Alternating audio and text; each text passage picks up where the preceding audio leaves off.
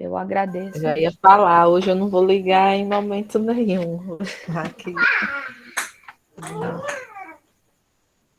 Quem puder, eu agradeço, tá? Porque eu estava já sem pedir, porque vocês já sabem qual é a minha demanda aqui, mas aparentemente, se eu não pedir toda vez, as pessoas vão esquecendo, vão deixando para lá.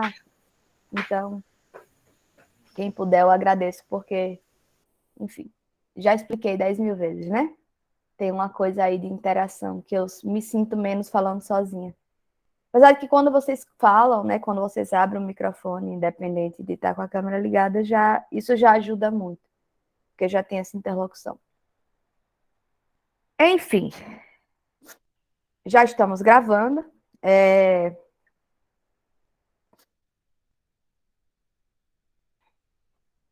A gente vai discutir, né? O texto que eu passei para vocês, que eu dei como referência, é um texto de Clara Cristina Rapaport, Clara Regina, desculpem.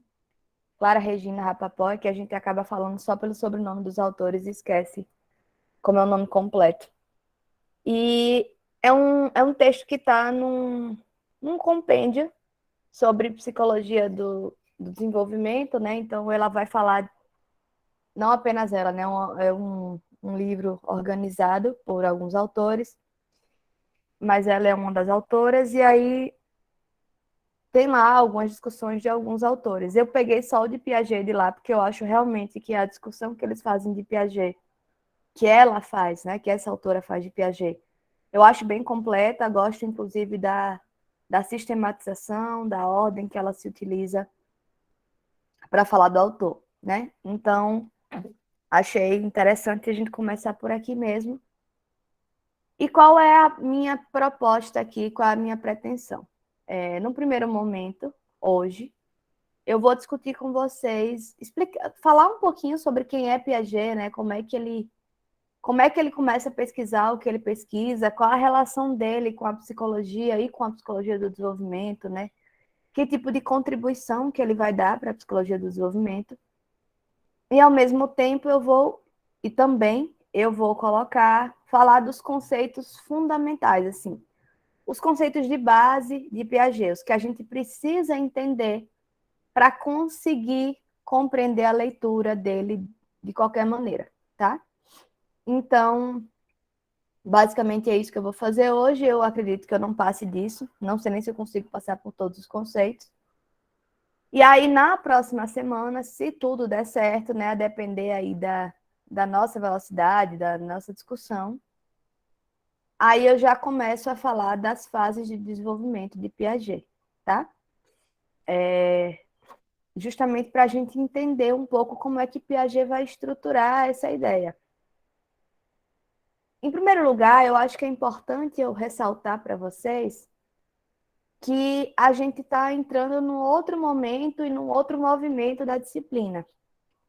Vocês notaram que no início do curso, né, eu fiz questão de começar por um caminho um pouco ortodoxo. Em que sentido? Eu não trabalho com vocês, a priori, uma concepção muito tradicional de ciência. A concepção que eu trabalho é justamente uma concepção crítica, que vai colocar em questão certas naturalizações que a gente aprendeu a fazer quando se trata de ciência e quando se trata de ciência psicológica. E o que eu quero com isso é justamente fazer com que vocês entendam que a psicologia, as ciências humanas em geral, mas aqui eu estou falando de psicologia e de psicologia do desenvolvimento, ela está pautada, ela está articulada necessariamente com, com as práticas sociais que se dão e que se desenrolam em determinado contexto. Então, qualquer teoria que se construa, ela vai estar pautada, ela vai estar articulada com as práticas sociais que se desenrolam naquele momento, tá? Mas, de qualquer modo, a teoria de Piaget é uma teoria que ele construiu há mais de 100 anos. E há mais de 100 anos a gente estuda ela. E a gente não estuda simplesmente porque é um clássico, porque é base, porque abre portas para outras teorias mais modernas. a gente estuda porque até hoje ela faz sentido em algum nível, tá? Mas aí a gente precisa sair, né? Não é que a gente precisa sair, mas a gente vai acabar entrando em outro tipo de linguagem, em outra forma de compreensão dessa psicologia quando a gente vai estudar Piaget. Piaget, ele é entendido como um teórico funcionalista. Em termos gerais, grosso modo, o que é que isso quer dizer? O funcionalismo, e é o próprio Luiz Cláudio Figueiredo que vai dizer, na continuidade daquele livro que vocês leram a introdução, né, que vocês leram o primeiro capítulo, ai meu Deus, embolou aqui. O funcionalismo é uma teoria, né? É uma base teórica, melhor dizendo, que diz respeito a uma certa concepção do objeto que tenta entender como é que é o funcionamento das coisas. Então, é o seguinte, para Piaget e para os funcionalistas em geral, não basta entender se sim ou se não, se verdade ou se mentira. Não basta estabelecer uma pergunta, uma hipótese e ir lá descobrir se aquilo é verdade ou se aquilo é mentira. Piaget precisa entender como aquilo funciona, como aquilo se desenrola, como aquilo acontece. E é isso que Piaget vai fazer com a investigação que ele se propõe a desenvolver com crianças. Então, eu vou sair um pouco aqui da ordem, né, que a autora coloca. E então, por exemplo, a gente falou na aula passada sobre esse histórico da psicologia do desenvolvimento. Uma das últimas coisas que a gente falou na aula, inclusive um pouco às pressas, foi que outra contribuição extremamente importante para a psicologia do desenvolvimento foram os testes mentais. Vocês lembram disso?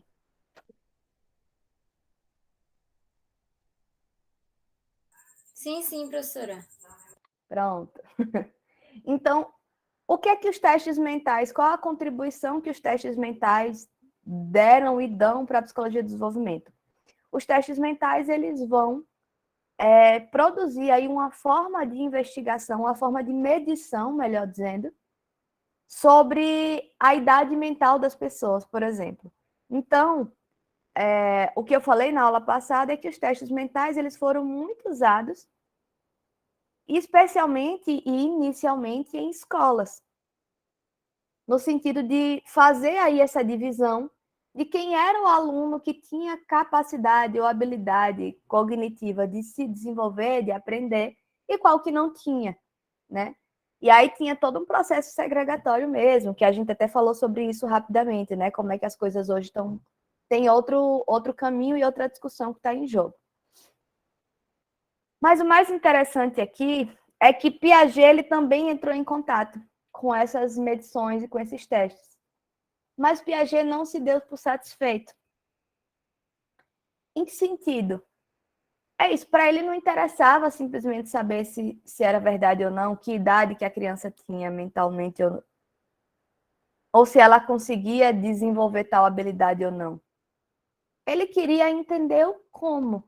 Ele queria entender como é que as crianças aprendiam.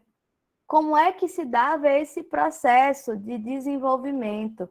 Como é que elas iam de uma habilidade X para uma habilidade Y? Como é que acontecia esse processo?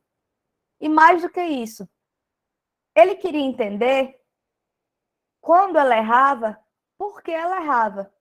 O que é que produzia esse erro, né? Qual tinha sido o caminho, o raciocínio daquela criança para que ela errasse aquela questão?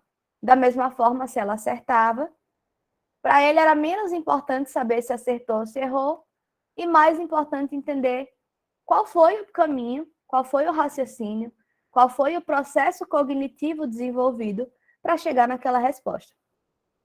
Então, Piaget, ele é um autor funcionalista muito nesse sentido, tá? Porque a gente está pensando aqui num Piaget que está mais interessado em entender como que acontecem as coisas e qual a função de certas etapas ali para as crianças. Então, ele vai tentar entender como é que a criança responde a tal questão, o que é que faz com que ela responda de tal maneira em tal idade, de tal outra maneira em tal outra idade. Então, ele vai se preocupar com essas questões, tá? E aí, outra coisa que é interessante a gente entender sobre Piaget é que Piaget, ele não era, não, a priori, Piaget não é um psicólogo, tá? Piaget é um epistemólogo. O que seria isso, né? O epistemólogo seria alguém que está interessado em estudar o campo do saber. Ou talvez, né, o campo científico. Tem muita gente que estuda sobre método, sobre ciência. Mas, de forma geral, é sobre o campo do saber. Então, ele estava interessado em investigar essa capacidade cognitiva, essa possibilidade de desenvolvimento da cognição. E ele vai focar na criança. Só que o que acontece? Piaget mirou na epistemologia e acertou na psicologia. Então, e quando eu digo isso, eu não estou dizendo que ele não acertou também na epistemologia, tá? Mas só para vocês entenderem que ele acertou na psicologia, porque quando ele vai lá, se interessa pelas crianças, pela construção de saber dessas crianças, ele acaba produzindo uma teoria psicológica. Ele acaba produzindo uma teoria que fala sobre o desenvolvimento psíquico daquelas crianças. Sim, a ênfase de Piaget é no desenvolvimento intelectual e cognitivo, mas ele faz um estudo tão completo que ele vai pensar mesmo, de uma forma geral, nesse desenvolvimento psíquico, tá? Então, é bem interessante ver que, embora a gente foque muito nessa perspectiva intelectual, cognitiva, Piaget também desenvolveu todo um método de... Aliás, toda uma compreensão sobre o desenvolvimento moral das crianças, sobre o desenvolvimento afetivo das crianças. Então, ele não está simplesmente pensando na cognição, no campo do saber. Ele acaba se preocupando com outros elementos, porque ele vai entender que todos esses elementos se combinam de algum modo para produzir esse processo de desenvolvimento e de aprendizagem. E aí tem esse outro detalhe, que eu acho que é importante, e talvez eu devesse ter começado já por aí. A nossa disciplina é a Introdução à Psicologia do Desenvolvimento. Então, a gente vai focar no desenvolvimento. Mas Piaget é um teórico, mas não dá para falar em desenvolvimento sem falar de aprendizagem, não dá para falar de aprendizagem sem falar de desenvolvimento. Por quê, gente? Vocês vão ver, a gente vai ver, que quando o Piaget vai marcando as mudanças de estágio, né, de fase ali da criança, e esses estágios eles vão marcar etapas do desenvolvimento, de uma etapa para outra, o que muda não é simplesmente uma formatação orgânica, mas é também o desenvolvimento cognitivo e de habilidades várias daquela criança. Então, a aprendizagem também está diretamente articulada e atrelada ao processo de desenvolvimento. Então, a gente se desenvolve enquanto aprende, a gente aprende enquanto se desenvolve. As duas coisas estão diretamente relacionadas. Outra coisa que é extremamente importante quando se trata de Piaget. Piaget ele tem uma visão interacionista. O que é que isso quer dizer?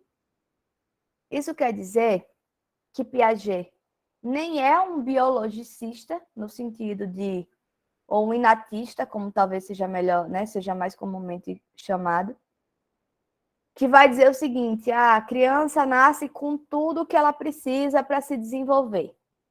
Então, tá tudo lá na genética.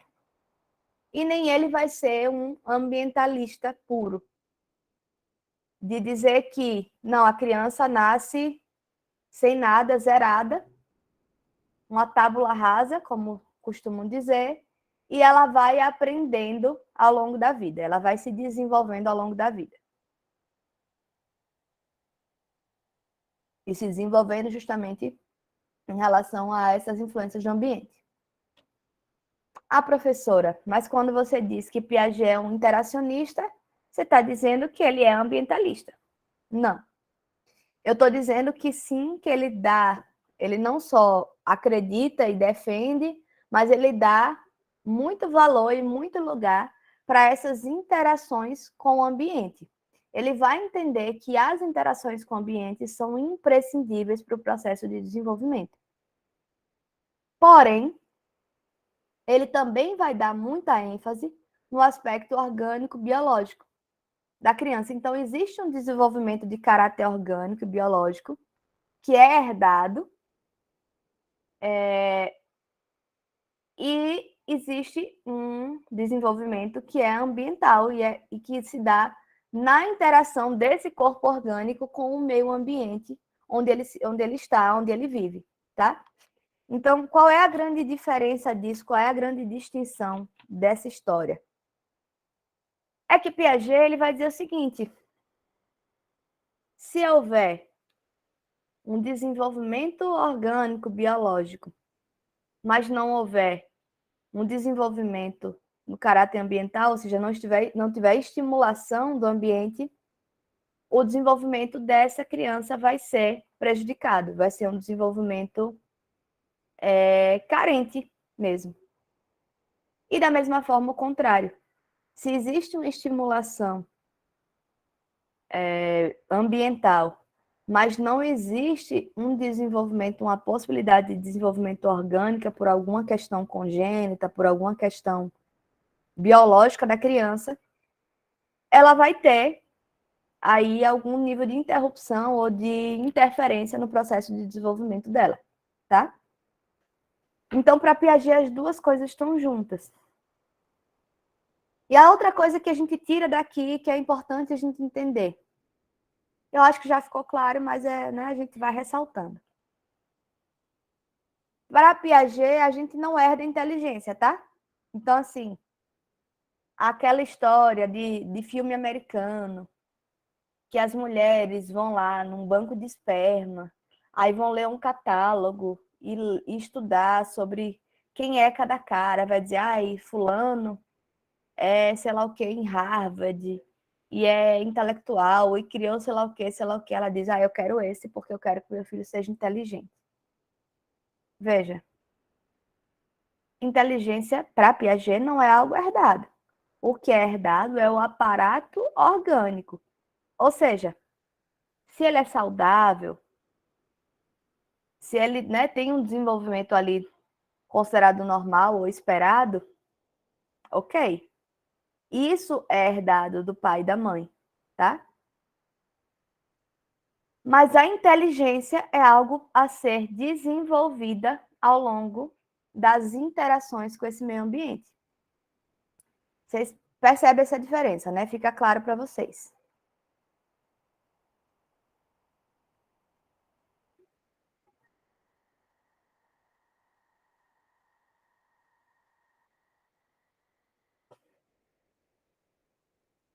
Então, gente, e desse ponto, né? Quando a gente chega aqui e a gente entende isso.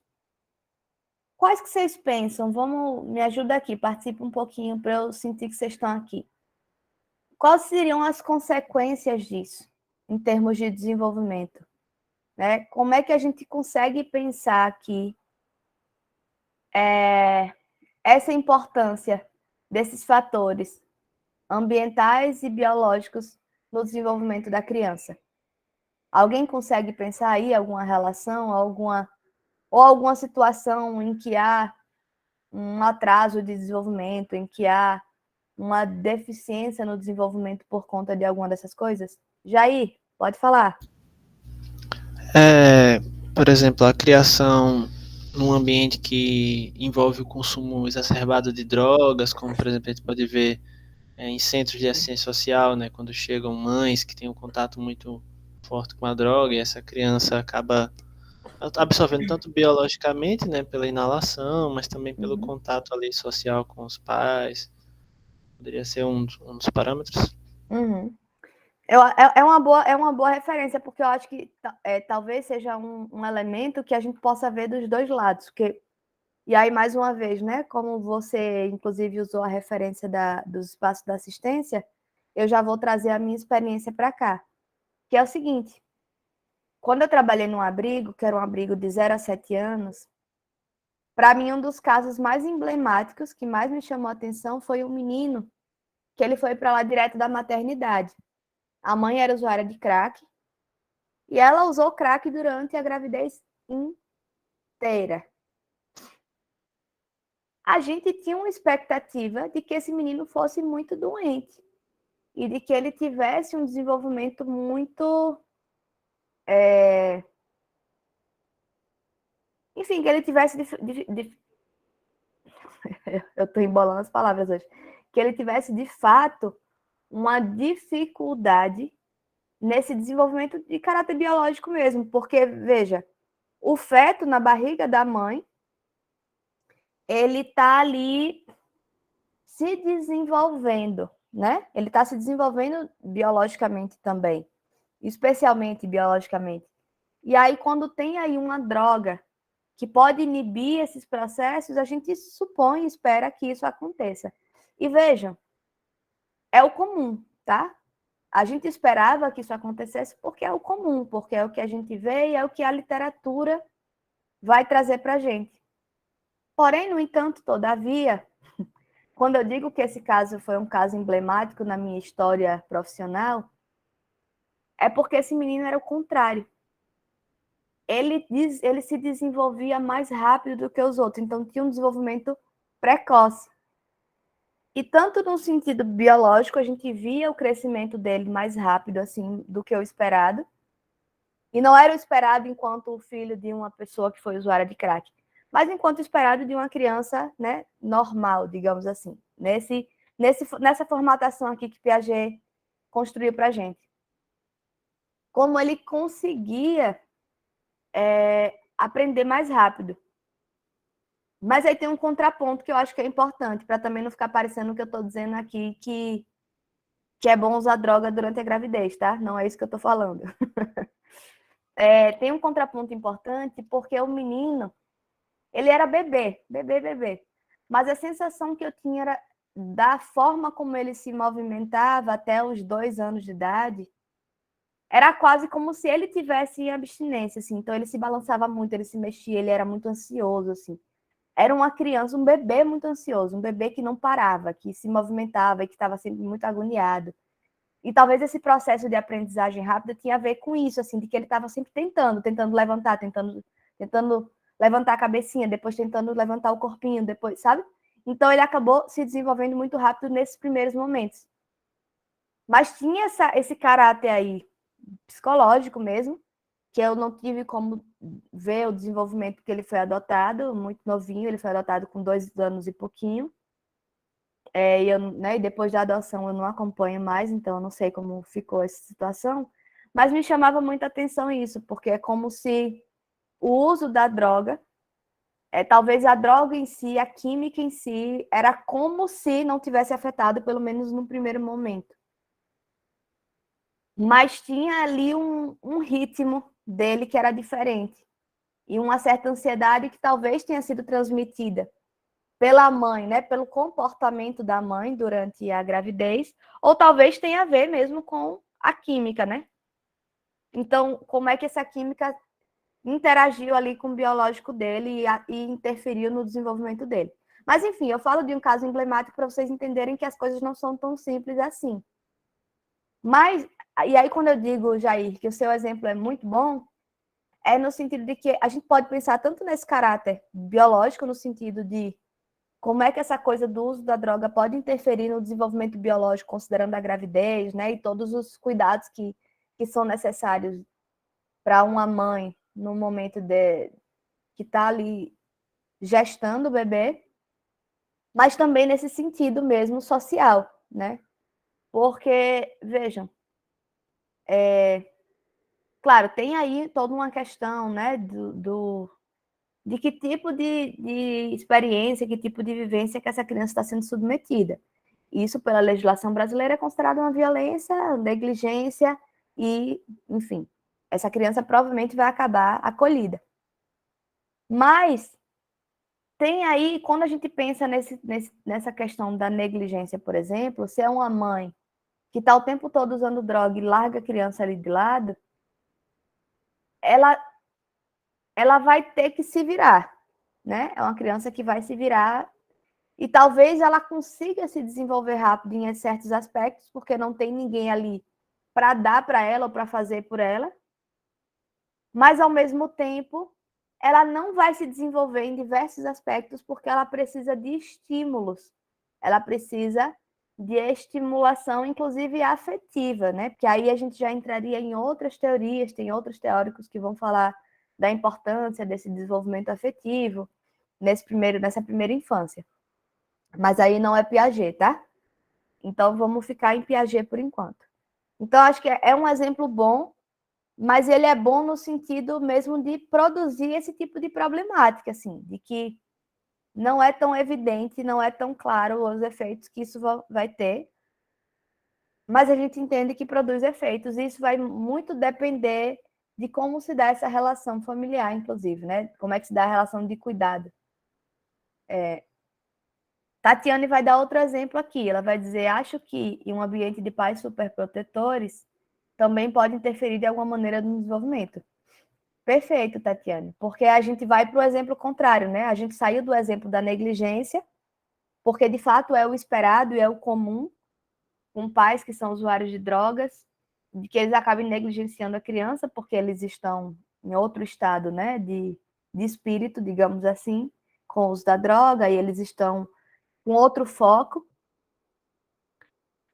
Mas os pais superprotetores é como se fosse o lado oposto e acaba produzindo um efeito quase parecido, que é o seguinte: os pais superprotetores, eles estão ali o tempo todo, eles são super cuidadosos, mas eles não deixam a criança descobrir suas próprias habilidades. Então, é aquela coisa do tipo: você não pode fazer isso, você não pode fazer aquilo, você não pode ir para o balanço, você não pode, tenho medo disso, não, cuidado com aquilo, não mexa aí, não faça aquilo, né? Eu já contei 10 mil vezes o exemplo da minha amiga, que ela, muito ocupada dentro de casa, e com medo da menina se machucar, o que é legítimo, ela não teve rede de suporte na época. Eu até tentei ser na medida do possível, mas eu sempre fui muito, muito ocupada, então eu só conseguia num domingo ir para lá. Então, a menina ficava amarrada na cadeirinha, muito, boa parte do dia, assim. E ela fazia isso por uma proteção, porque ela dizia: bem, se eu não vou poder estar aqui com ela, ela tem que ficar protegida, né? E ok, só que isso colocava a menina também numa situação de não estimulação, porque como era uma pessoa que não podia estar ali com a criança o tempo todo, não conseguia estar ali estimulando, ou brincando, ou interagindo, né? Ou largando mesmo a menina no sofá para ver se ela se mexe, se ela levanta o pescoço, se ela levanta o corpinho, né? O que é que ela faz, se ela vira para um lado, se ela vira para o outro, se ela olha o próprio pé, se ela morde o pé, né? Tipo, todo esse movimento de exploração do próprio corpo é um movimento importante de estimulação, que faz parte de um determinado período. E se isso não é possível para a criança, embora ela tenha a maturidade biológica para desenvolver certas habilidades, ela não vai desenvolver, tá? Pois é, Tatiana. Então, assim, é muito comum mesmo, assim, mas hoje a menina já é bem grandinha e ela é super esperta, super bem desenvolvida, assim. Ela teve alguns problemas nos anos iniciais da escola, em termos de socialização, né? Por conta disso, porque quando os pais tiveram ela, nenhum dos amigos tinha filho, então para socializar com outras crianças foi um processo que começou mais da escolinha, né? Então, houve alguns problemas, algumas dificuldades, alguns percalços no começo, mas hoje é uma menina super esperta e super desenvolta, assim, né? Então, e acho que essa é outra lição que a gente tira, né? Porque às vezes a gente se desespera muito, porque a gente entra muito nessa lógica de que a primeira infância é a primordial, se não fizer ali, acabou para sempre, né? E às vezes não acabou para sempre. Claro que vai ter efeitos, vai produzir efeitos, mas é uma questão que pode, eu não sei se é revertida, Tatiana, eu acho que é algo que pode ser desenvolvido tardiamente, sabe? Como biologicamente ela já tinha aquele aparato maduro o suficiente para desenvolver certas coisas, quando foi dada a ela a oportunidade de desenvolver, quando foi dada a ela a oportunidade de ser estimulada, ela foi estimulada e ela conseguiu acompanhar aquilo, sabe? Porque, veja, uma coisa é quando há uma deficiência contínua nesse tipo de estimulação, né? No sentido de pais negligentes, ou de pais superprotetores, no sentido de não deixarem a criança experienciar nada. Aí é complicado, porque é algo que é de um nível de continuidade que vai produzindo efeitos mais duradouros e mais difíceis de reverter. Eu vou usar a palavra que você usou. Mas quando a gente pensa aqui no sentido. Chego já, Tatiane. Quando a gente pensa no sentido do. Como é que eu queria dizer aqui?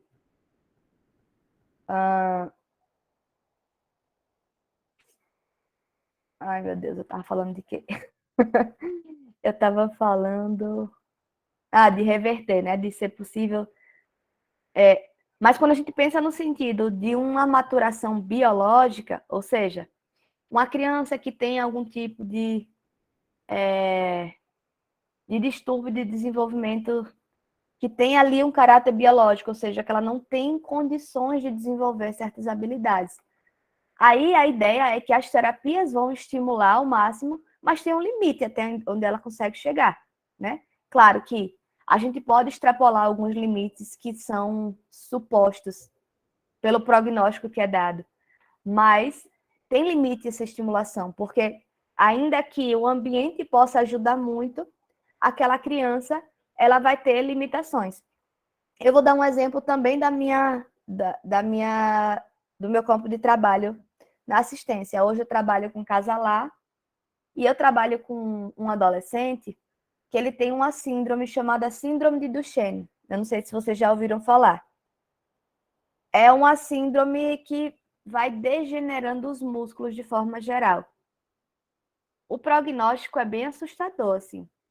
O prognóstico é de que as pessoas, os homens, que geralmente são homens que desenvolvem esse hereditário, tá? É uma síndrome hereditária que geralmente passa para homens apenas. O prognóstico é que esses homens geralmente não costumam conseguir passar dos 26 anos. E aí, esse menino está lá com a gente, ele hoje tem 14 anos, e os médicos ficam impressionados porque ele já deveria estar bem mais debilitado. Mas ele não está, justamente porque ele está acolhido, que é uma coisa muito doida, né? Porque a gente imagina assim, acolhimento, Estado, tem aquela coisa toda.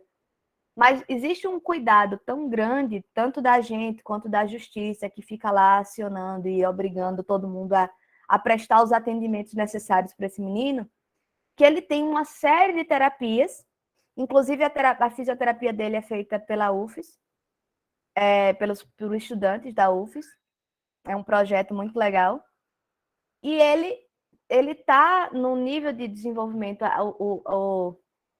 o processo da doença dele está progredindo muito devagar, bem mais devagar do que se esperaria, porque tem uma série de terapias que vão estimulando esses músculos dele. Aí entenda que músculo é tudo, tá? Então ele faz fono, ele faz físio, e ele vai para psicóloga também, aí ele vai para neuro, ele vai para tudo, porque tudo ele tem que estar analisando.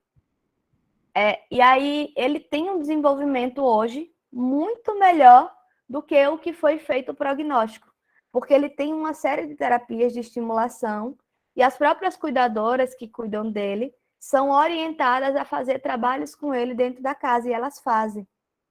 E então, assim, a gente percebe que tem um trabalho legal sendo feito e que tem um processo aí de estimulação que está ajudando nesse desenvolvimento que não era nem esperado para ele, sabe? Então, às vezes acontece. Deixa eu ver agora a pergunta de Tatiane. E o contrário pode acontecer? Tipo, tentar dar um freio, como no caso do menino. Como assim, Tatiana? E você quer saber se pode acontecer em que sentido? Assim, de que do menino que eu dei o exemplo lá do caso emblemático, de que ele era muito acelerado, de que ele aprendia tudo muito rápido, se isso poderia dar um freio. Na verdade, veja, eu não sei se seria uma intenção da gente dar o freio, sabe? Porque o que me preocupava nele era o comportamento, que era um comportamento que parecia muito ansioso, e ele não tinha nem idade para desenvolver uma síndrome dessa, né? Um transtorno de ansiedade. Então, para mim, era claro e evidente, assim, enfim, né? Da minha observação, porque o que eu tinha era observação e da história dele, que essa ansiedade que ele tinha desenvolvido tinha muito a ver com essa interação com a droga durante o desenvolvimento dele no útero, tá? Eu digo que é claro no sentido que é uma hipótese muito clara para mim. Não sei se é fato, porque eu não tive a oportunidade de fazer pesquisas aprofundadas para me certificar disso. Mas eu não sei se a gente tentaria ou se proporia a desacelerar o processo dele, porque o que me preocupava não era a rapidez com que ele aprendia as coisas. Geralmente a gente acaba achando legal isso, né? Ver assim uma criança que está acelerada, o que a gente vai fazer é ir adaptando ela para as necessidades dela. Se ele continuasse nesse nível, aprendendo e se desenvolvendo mais rápido, a gente ia acabar antecipando ele na escola, alguma coisa assim. Mas eu entendi sua pergunta de outra forma e eu vou responder da forma que eu entendi, que era assim, será que pode acontecer de começar desse jeito e depois a coisa desacelerar? Eu acho que sim, inclusive seria uma aposta minha no caso dele. Não sei, ele saiu com 2 anos e meio, eu não acompanhei mais, não sei o que deu desse menino. Mas a minha aposta era isso, é de que em algum momento ele talvez desacelerasse esse processo, porque me parece que isso é uma hipótese, tá? Não tenho nenhum dado para referendar isso, de que o efeito da droga, né, no desenvolvimento dele, talvez pudesse aparecer de uma forma mais tardia, né, de outra maneira. Então, eu não sei, eu imagino que talvez em algum momento esse processo mais rápido de desenvolvimento dele desacelerasse, tá? Mas eu também não sei dizer. E se continuasse assim, eu não entendo que seria algo que a gente ia desestimular, né? A gente entende, se ele tivesse pulando etapas, ou se ele tivesse passando para uma outra fase sem desenvolver, sem aprender o que tinha que aprender, a gente ia estimular para ele aprender o que tinha que aprender, ou né, o que se supõe que se desenvolva em determinada idade. Mas no caso dele, não, é que ele era rápido, ele pegava as coisas muito rápido, assim. E quando eu digo pegava, gente, é no sentido mesmo das habilidades que se desenvolvem no bebê, tá? Então, antes da expectativa que a gente tinha, ele já pegava nos brinquedos. Antes da expectativa que a gente tinha, ele já levantava no berço. Antes da expectativa do que a gente tinha, de que seria a idade para isso, ele já estava caminhando, né? Então, era nesse sentido. Walter, Boa noite, pessoal. Boa noite, professora. boa noite. Gostei do cabelo. É o seguinte, Obrigada. eu queria saber, professora, se tinha algum local, por exemplo, alguma ONG, eu me esqueci o nome de como é que chama esses locais, que cuidam de mulheres gestantes viciadas. Eu queria saber se tem, se a senhora sabe qual o nome Até que... onde eu sei, em Aracaju não tem, não. Mas quando eu estava no Rio de Janeiro, fazendo doutorado, uma amiga minha fazia pesquisa de mestrado dela num espaço desses. Ah, bacana. Mas Mas, aqui em Aracaju eu nunca soube de existir isso, não. O que acontece, infelizmente, em Aracaju, e eu testemunhei isso não por uma, nem por duas, nem por 3 vezes, mas por várias vezes, era essa lógica, assim, de toda a rede já sabe que a mulher é usuária, e aí o hospital é notificado que essa mulher vai chegar para parir, e quando ela for parir é para ligar para o conselho tutelar, porque ela já vai embora sem a criança. o que eu acho de uma violência extrema, assim, né? Porque a gente não cuida do problema que está acontecendo e simplesmente vai tirar a criança da mulher. Acho que tem outras discussões a serem feitas nesse processo. Então, eu vi isso acontecer algumas vezes, eu sempre achei bem problemático, eu já coloquei isso em alguns espaços de discussão, mas é isso, aqui em Aracaju, até onde eu sei, não existe, mas no Rio tinha. Tinha esse serviço e essa minha amiga fazia uma pesquisa lá que foi bem legal, assim, do trabalho que elas faziam com as mulheres.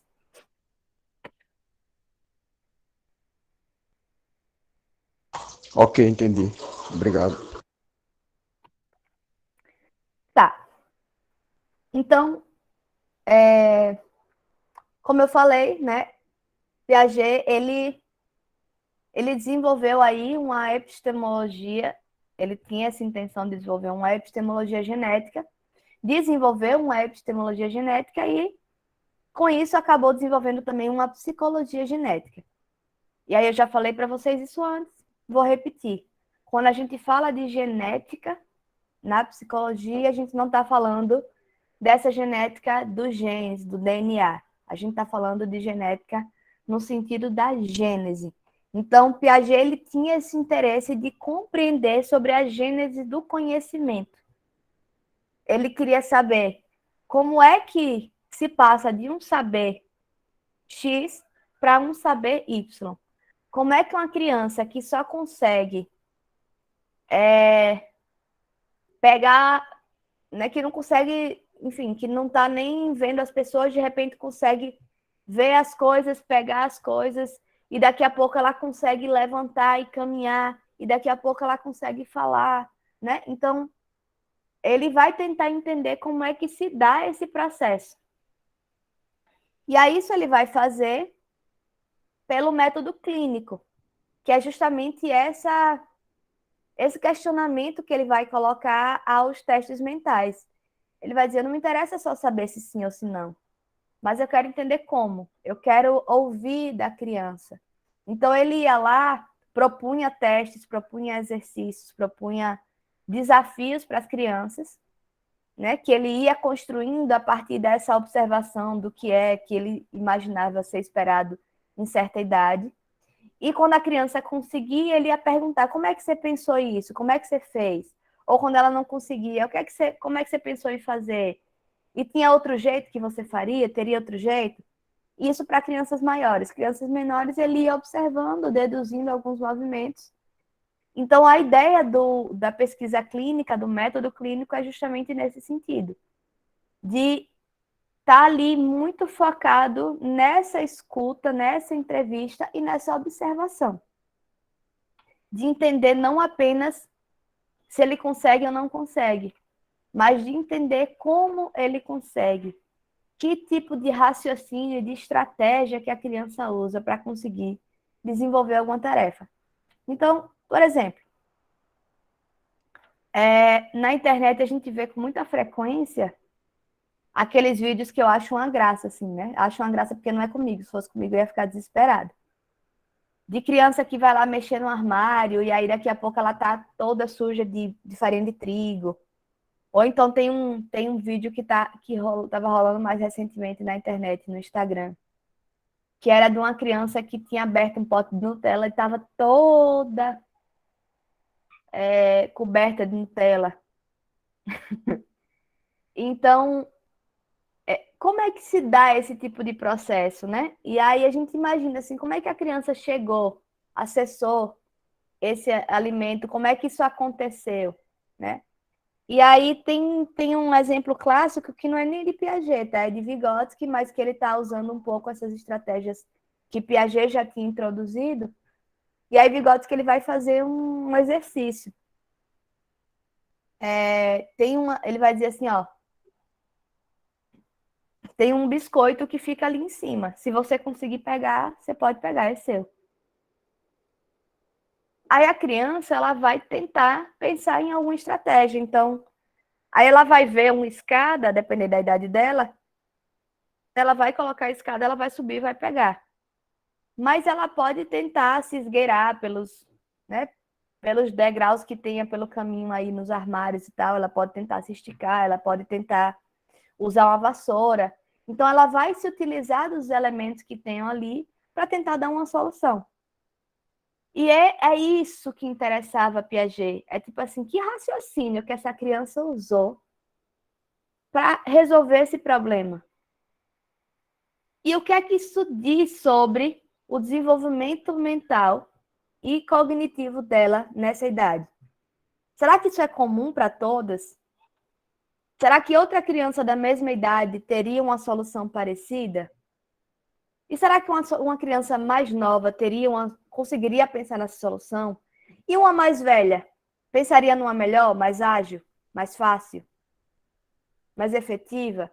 Então, era esse tipo de questionamento que ele se fazia e ele ia construindo aí esses desafios e essas tarefas e ia tentando entender como é que isso funcionava, como é que a criança ia construindo aí as soluções. E é muito interessante porque rola uma história, né? Que não é história de conversa, tá? De fake news, é de fato história de biografia mesmo. Inclusive, acho que no texto a autora menciona isso em algum momento. Que é o seguinte, Piaget, ele fez essa pesquisa, né? Ele fez uma pesquisa muito aprofundada e muito prolongada com várias crianças. Mas Piaget tinha 3 filhos. E ele fazia essas mesmas pesquisas com os próprios filhos. E ele ia fazendo as anotações como se fosse um diário de campo, né? E, inclusive, constam nos livros que existem, de fato, relatos assim que ele faz usando o nome dos filhos. Fulano de tal fez isso, aquilo outro, fez assim, desenvolveu assado, né? Então, Piaget vai fazer um estudo prolongado, um estudo aprofundado sobre isso. Não à toa que os resultados do estudo de Piaget, eles funcionam como uma referência importante para a psicologia do desenvolvimento até hoje. Então, não é simplesmente... Ele não simplesmente construiu uma teoria que funcionou ali, tá? Claro, ela vai ter marcas do seu tempo histórico, das práticas sociais que estavam em jogo ali, do que era importante para ele, enquanto cientista, entender naquele momento, mas é uma teoria que ela perdura no sentido de que ela pensa aí em questões que vão dizer respeito a certas modalidades do desenvolvimento que não estão somente relacionadas com práticas sociais, mas que estão relacionadas a uma maturação biológica e a uma capacidade cognitiva de interação com esse ambiente.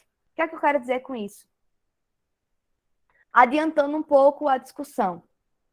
Piaget vai dizer o seguinte: no período sensório-motor, a criança ela tem uma certa forma de interagir com esse meio ambiente. E é essa forma de interação que vai permitir certos desenvolvimentos, tá? Ela não vai conseguir extrapolar essa forma de se relacionar. E essa forma, eu vou falar com mais detalhes na aula que vem, mas seria algo de ordem mais sensorial, né? Mais de tocar, de colocar na boca, de olhar, né? Então, assim, ela tá entrando em contato com esse universo completamente novo. Eu já falei aqui para vocês e repito que para mim a coisa mais fascinante, mais bonita do mundo é o olhar de uma criança, de um bebezinho. Criança não, de um bebezinho olhando para as coisas assim, porque parece que é um nível de encantamento continuado, né? Um encantamento que a gente vai perdendo, porque as coisas vão se tornando comuns para a gente. Então a gente já viu tudo. E aí a gente não tem esse encantamento mais, né? Só quando a gente vai viver uma experiência nova, completamente nova. Enfim. E aí ele vai dizer depois, olha, aí tem lá o período concreto, né? Então a criança vai ter uma forma de lidar com o mundo que é muito palpável, mas não é palpável em termos de sentidos, de sensorial, mas no sentido de que eu posso até entender que 1 mais 1 é 2, mas eu preciso fazer 1, 2. Eu preciso dos elementos para eu visualizar aquilo, tá? E depois, né, na última etapa, eu dei uma pulada aqui, porque a gente vai falar disso com detalhes na semana que vem. Eu espero que seja semana que vem já, porque eu estou me demorando nessa discussão inicial. Mas no segundo momento, aliás, na última fase, né, que Piaget vai estabelecer, que é a do operatório formal, ele vai dizer o seguinte: olha, nessa fase, essa é a última fase. Mas veja, essa não é a última fase, e essa fase começa aos 12 anos, tá? Mas não é a última fase no sentido de que a gente só se desenvolve até os 12 anos. Não. É no sentido de que a partir dos 12 anos, a nossa forma de relação com o mundo, com esse ambiente, ela vai estabelecer esse novo formato e vai ser esse formato para o resto da vida. Agora, esse novo formato de relação vai me permitir me desenvolver e aprender o resto da minha vida. E qual é esse formato que eu estou chamando de formato aqui? É essa relação de caráter simbólico. Então, quando eu estou aqui falando para vocês por mais de 1 hora, um monte de conversa, um monte de coisa teórica sobre Piaget, e vocês estão ouvindo, estão acompanhando e estão entendendo, isso significa dizer que o nível de relação que vocês estabelecem comigo é um nível simbólico. Vocês estão escutando o que eu estou dizendo em forma de linguagem, vocês estão processando essa linguagem simbolicamente e estão estabelecendo uma compreensão sobre isso. E é a partir disso que vocês vão aprender, tá? Que vocês vão se desenvolver, inclusive, no sentido de que isso vai produzir uma forma de desenvolvimento na relação que vocês estabelecem com as crianças, com a profissão de vocês no futuro. Não à toa, essa disciplina está aqui para vocês fazerem, tá? Então, quando o Piaget vai dizer que a fase operatória formal é a última, não é que o desenvolvimento pare ali. É que ali se dá uma última formatação da maneira com que a gente vai interagir com esse ambiente. E é a partir dessa nova maneira de interação que a gente vai estabelecer, né, e é essa maneira de relação que a gente vai estabelecer ao longo da nossa vida adulta toda até a morte, tá? Até aqui, de boas, tranquilo? Alguma questão, alguma dúvida? Algum comentário?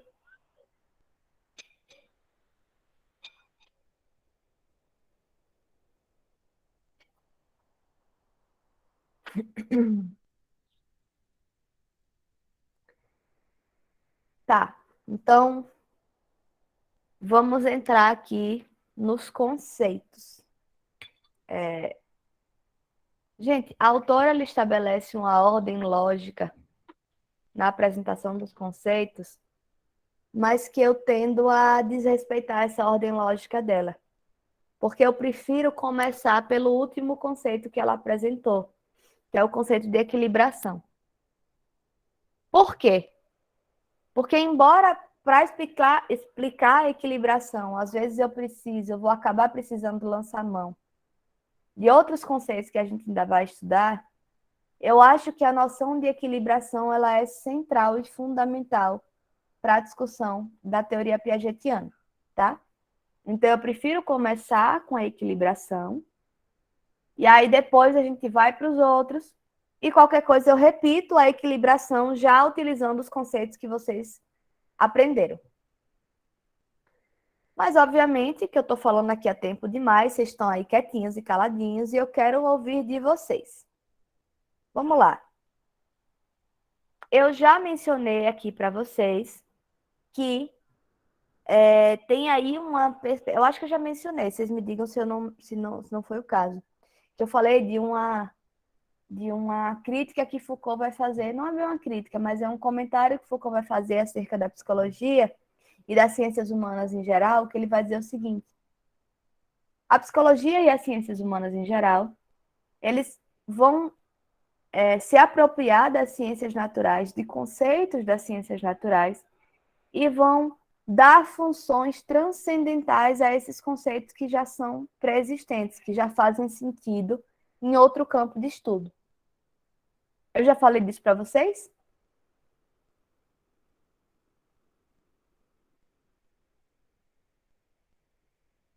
Sim, não, talvez, não sabemos. Que eu lembre, não. Certo. Então, talvez eu não tenha falado, tá, gente? Como eu falei, eu tenho muitas turmas e como são turmas, às vezes não é do mesmo assunto, mas são temáticas parecidas, eu acabo produzindo aí algumas discussões e eu fico na dúvida se foi em uma ou em outra. Mas quando Foucault diz isso, ele vai dizer o seguinte, ele vai dizer, olha, tem um conceito que já funcionava, que já existia ali em outro campo de saber, em outra ciência, e que ele vai transcender do seu campo original e vai ganhar uma outra função, que é isso, uma função transcendental, porque ele transcende do seu campo original, dentro da psicologia das ciências humanas. O conceito de equilíbrio é um desses. O conceito de equilíbrio é um conceito que está lá na termodinâmica, que está na física, há muitos e muitos anos. Então, é um conceito que já fazia sentido, que já era pensado para entender o funcionamento dos corpos, né, que já era usado para entender a questão dos átomos, das relações de elétrons, átomos, etc, etc. Entendo muito pouco disso, quase nada.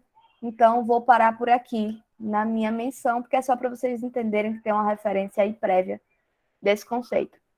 E o conceito de equilíbrio acaba sendo utilizado muito fortemente pela psicologia.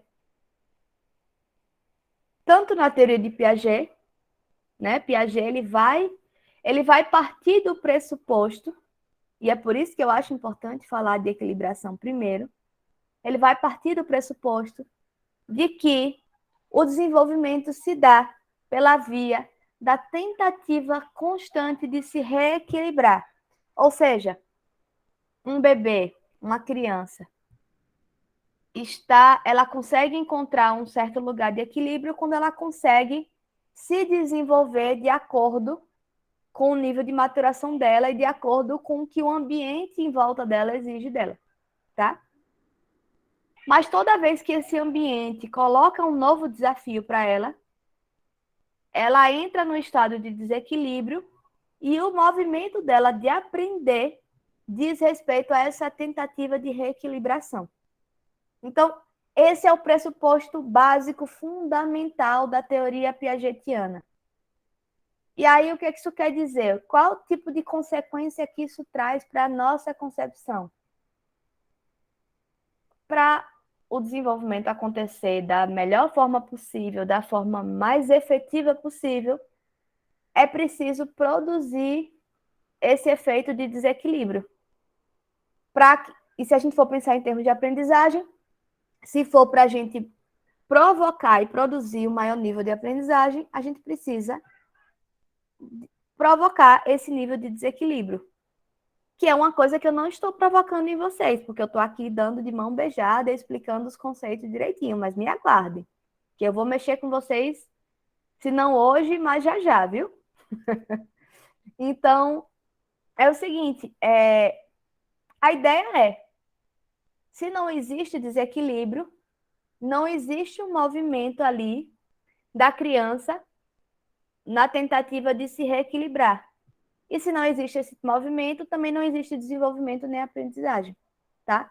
Então, toda a base teórica aí da teoria do desenvolvimento de Piaget se dá sobre esse fundamento do equilíbrio ou dos processos de equilibração. Da mesma forma, eu vou antecipar só para vocês entenderem essa referência de Foucault, da função transcendental, que é o seguinte, da mesma forma, Freud vai fazer.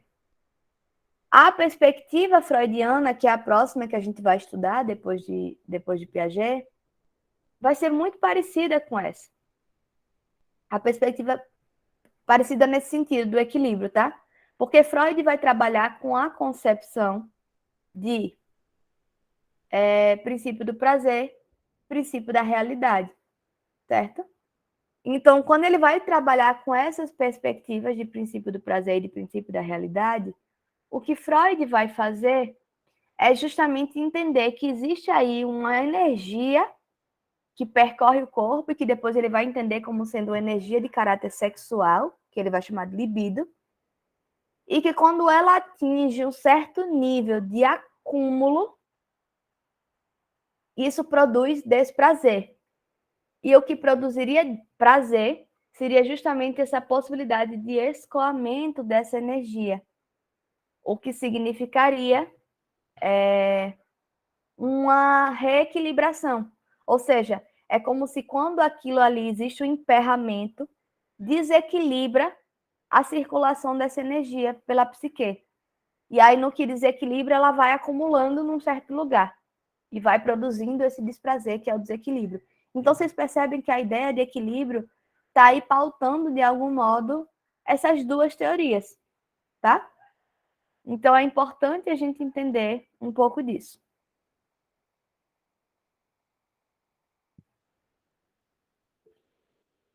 Pode falar, Jair. Então é por isso que você opta por iniciar pelo equilíbrio, no caso. Justamente por conta dessa posição central. Sim. Entendi. Sim. Mas é isso, é só a minha estratégia mesmo de começar os conceitos, tá? E vocês viram que, assim, eu não entrei no aprofundamento do conceito, para também não utilizar outros conceitos que vocês não conhecem, porque aí ia tornar tudo muito confuso. Então, eu comecei explicando aqui por que equilíbrio é central.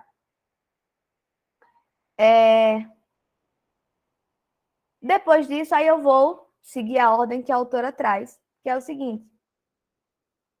Ela vai falar que outro princípio, né, outro conceito fundamental para a teoria piagetiana é o conceito de hereditariedade. E isso eu já falei um pouco, tá? Eu já falei um pouco disso, que é o seguinte, que é isso que eu falei, o indivíduo ele não herda a inteligência, ele herda estruturas biológicas, sensoriais e neurológicas. E essas estruturas, elas vão ter um tempo de maturação, que vai ter relação com a hereditariedade, sim, mas cujo desenvolvimento depende da interação com o meio ambiente, tá? Então, Piaget ele vai acreditar num paralelismo entre o biológico e o mental. Esses dois movimentos têm que acontecer paralelamente, concomitantemente. Se um está se desenvolvendo e o outro não, a gente não vai ter um desenvolvimento completo. Seja qual for, tá? Porque a gente precisa de que os dois estejam caminhando em paralelo. E por isso que eu falei essa questão da estimulação, né, da importância dos objetos que vão estar disponíveis para a criança, né? O que é que vai ter de disposição ali, de disponibilidade para essa criança ser estimulada, para ela poder... E não é nem dela ser estimulada, porque isso é outra questão que é interessante.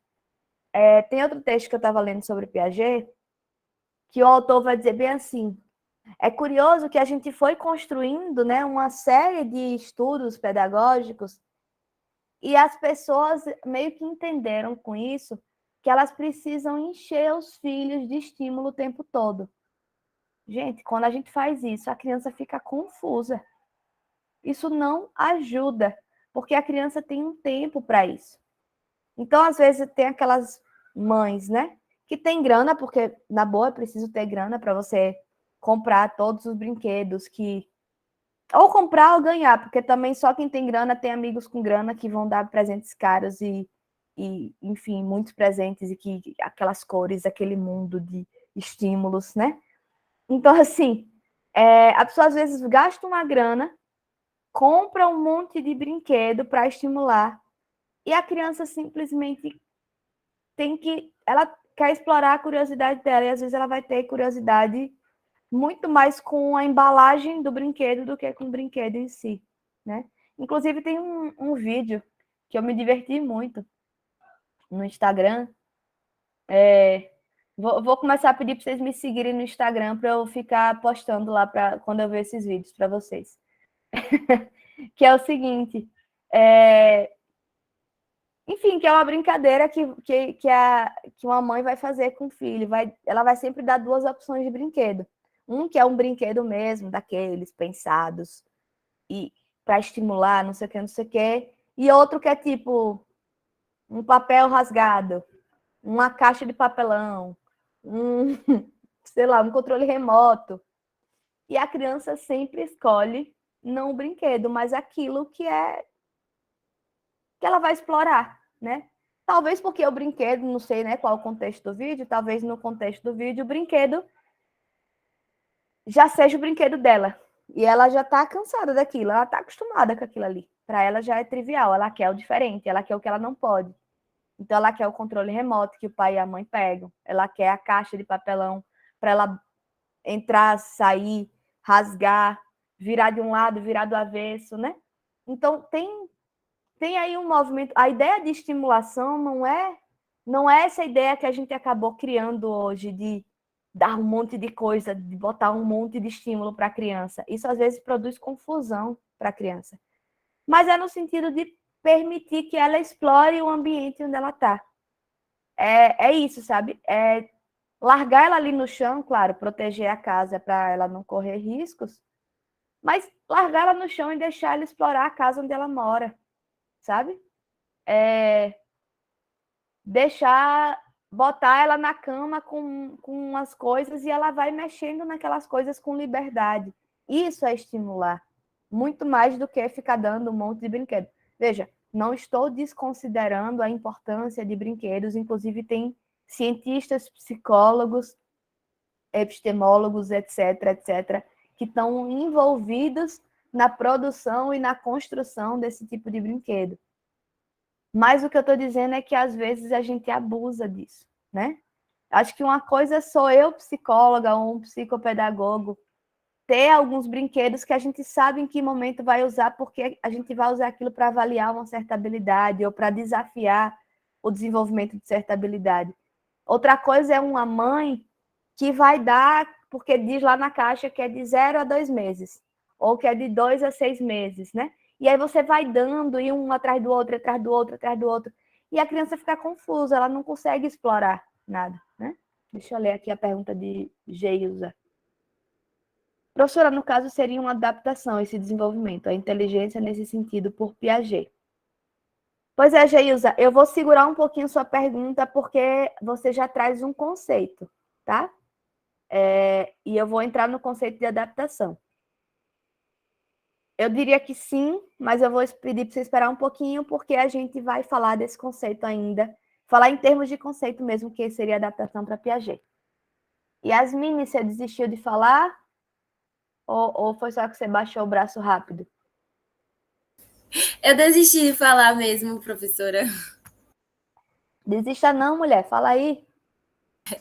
Não, é que eu ia falar que na disciplina de literatura infanto-juvenil, eu vou tentar ligar minha câmera, porque sempre que eu ligo, Obrigada. minha internet dá pane, né? A senhora sabe que eu ligo, a internet...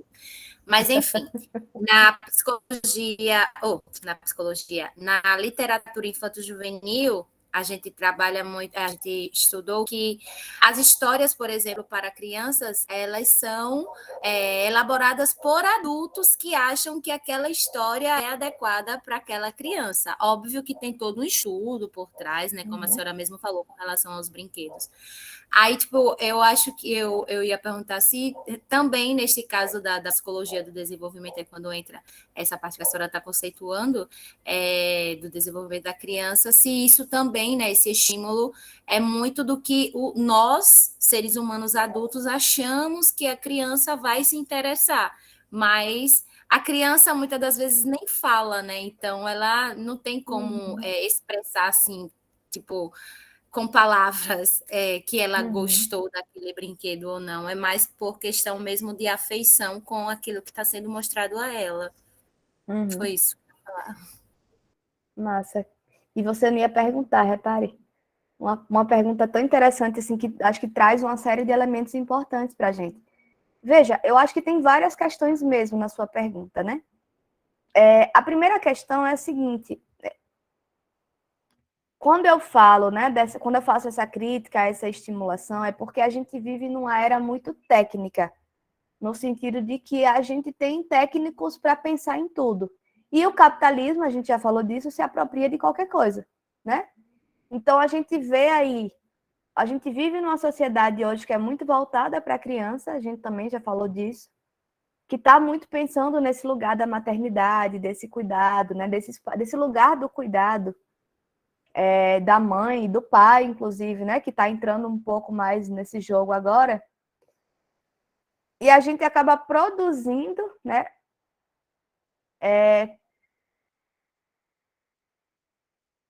Quer dizer, produzindo produtos, eu estou tentando achar sinônimos, mas eu não estou conseguindo. Então, vamos fazer a redundância. A gente acaba produzindo produtos que são apropriados muito mais nesse sentido capitalístico, de tipo assim, olha, compre isso porque você vai estimular seu filho, sabe? E veja, não é mentira, no sentido de que é um brinquedo que pode sim ajudar em diversas formas de estimulação. Mas o que eu estou trazendo aqui, com base na teoria de Piaget, é o seguinte, que quando o Piaget fala de estímulo, ele fala justamente de estímulo enquanto esse processo de desequilibração, que é da criança se deparar com coisas que ela não conhece e que produzem a curiosidade dela. Então, às vezes, o estimular é isso, é dar liberdade para essa criança explorar esse mundo. Porque se o desenvolvimento se dá na interação com o meio ambiente, a forma que esse desenvolvimento vai se dar de maneira mais efetiva é quando a criança tem liberdade para explorar esse meio ambiente. Então, se a mãe é super protetora, usando o exemplo que a colega deu mais cedo, e não deixa a criança subir numa escada, brincar num lugar que seja mais sujo, fazer não sei o quê, mas enche ela de brinquedo, veja, o brinquedo que estimula, o brinquedo pensado por cientistas fodões, não estimula tanto quanto deixar a criança ter a liberdade para explorar esse ambiente onde ela vive, né? Que circula ela. Porque é justamente o fato dela ter a curiosidade que vai produzir esse movimento de desequilíbrio, de dizer assim, não sei com o que é que eu estou lidando e quero entender. E nesse movimento ela vai buscando esses novos aprendizados e esses novos desenvolvimentos, ela vai desenvolvendo habilidades, entende? Então essa é a questão, veja, não é que seja de todo mal. Literatura infantil é uma coisa linda, eu acho maravilhoso, assim, né? Eu acho que tem pessoas que têm habilidade mesmo, né? E quando eu digo que tem estudiosos, não é só estudiosos no sentido de pensar o que é importante para a criança, mas inclusive de pesquisa sobre que tipo de histórias que produzem efeitos, né? Que tipo de efeito que isso produz para aquelas crianças. Então é legal, sim, não é uma coisa de se jogar fora. Só que às vezes é muito mais legal, a depender da idade da criança, você dizer assim, conta uma história. Pronto, tem aquela menininha que tá bombando na internet, Alice, né? Que a mãe dela é Morgana. Tem um vídeo dela que é maravilhoso, que ela chega lá com a revistinha da Magali, da Turma da Mônica. E ao invés da mãe sentar e ler para ela a historinha, ela simplesmente abre lá e a menina começa a contar a história pelas imagens. Ela está inventando, sabe? É da fantasia dela. Aquilo é uma construção e aquilo ela está explicando como é que a cabecinha dela funciona. De que forma que as histórias se constroem, o que é do interesse dela. Então, ela é super comilonazinha, e aí calhou dela ler uma historinha da Magali, então ela falava de comida o tempo todo, que a mãe ia fazer um franguinho para lá comer e tal, tal, tal. Então, assim, isso é mais interessante no sentido da estimulação.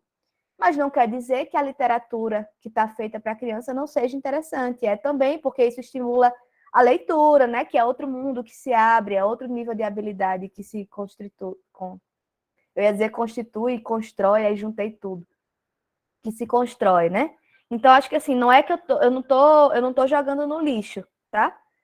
Essas estratégias. Eu só estou dizendo que às vezes a gente abusa disso. E abusa nesse sentido muito capitalístico mesmo, que não é a gente que abusa, mas é o capitalismo que diz assim: vou usar da fragilidade dessa mãe que está desesperada, querendo que seu filho seja o mais maravilhoso do mundo, que quer dizer assim, eu estou oferecendo para o meu filho o melhor do melhor em termos de educação, e eu vou dizer para ela que se ela ler minha historinha para o filho dela, ou se ela usar o meu brinquedo, o filho dela vai ser o mais inteligente da turma. E isso não é necessariamente verdade. É nesse sentido, tá? Nathalie, você estava de mão levantada, cansou o braço. Eu entendi que eu demorei muito, mas eu estava te vendo.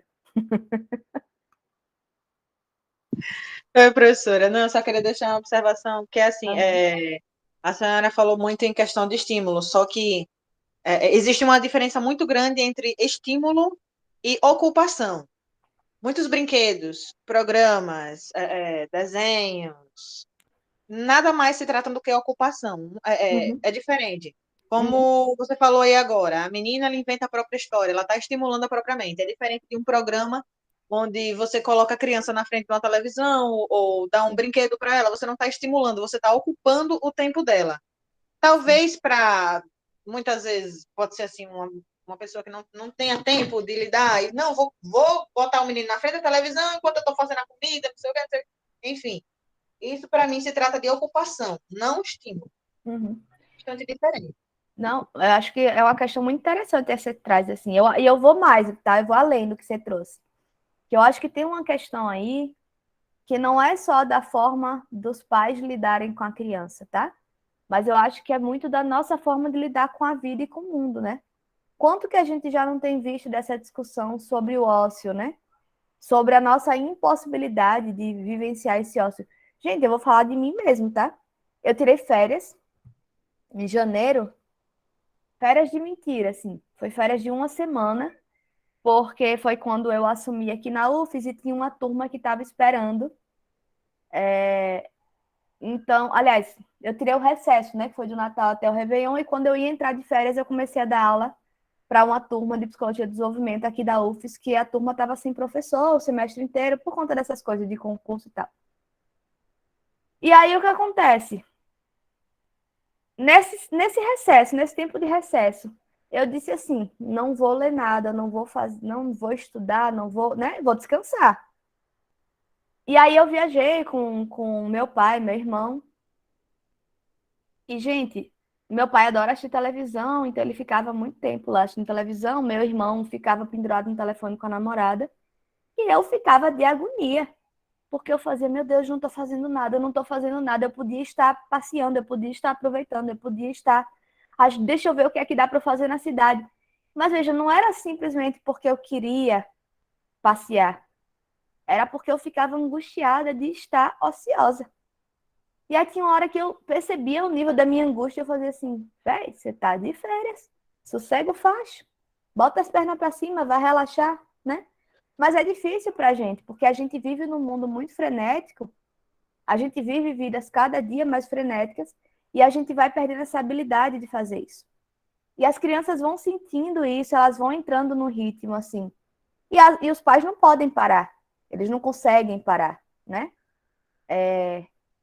Não é nem que não pode, acho que não consegue mesmo. Acho que tem uma coisa aí de como é que isso talvez fosse possível fazer, né? Eu não vou julgar porque eu decido não ter filhos, porque eu sei que eu não daria conta, eu não ia conseguir parar, então melhor, melhor não tê-los.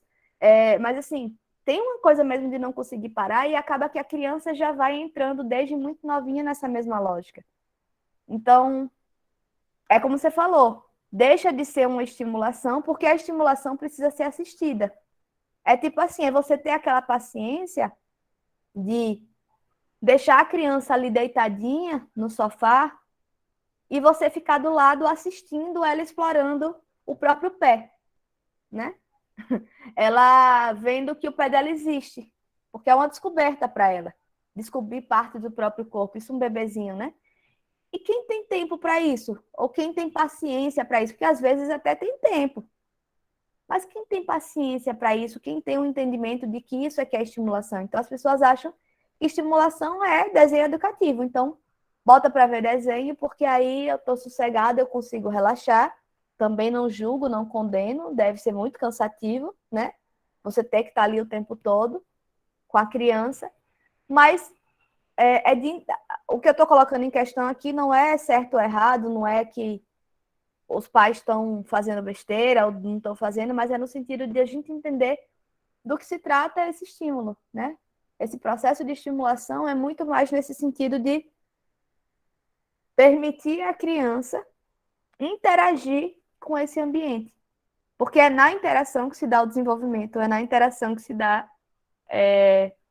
a aprendizagem dela e o desenvolvimento dela, tá? É nesse sentido. Esté está aqui falando que por isso que ama a Dora, que é o melhor desenho para crianças. É a Dora Aventureira, eu já ouvi falar. que a sobrinha do meu companheiro gosta muito, mas eu não conheço, não.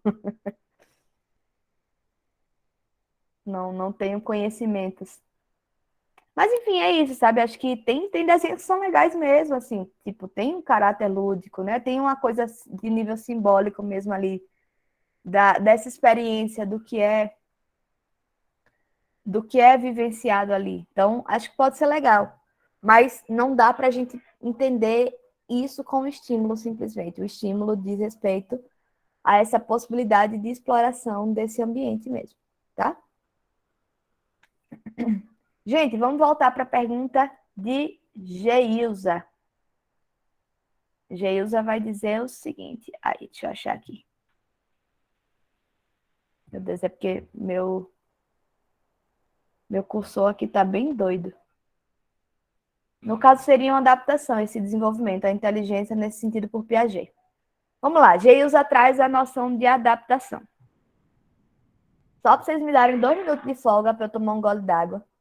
Me diga aí, vocês que leram o texto, porque eu sei que todo mundo leu, o que é essa adaptação para Piaget?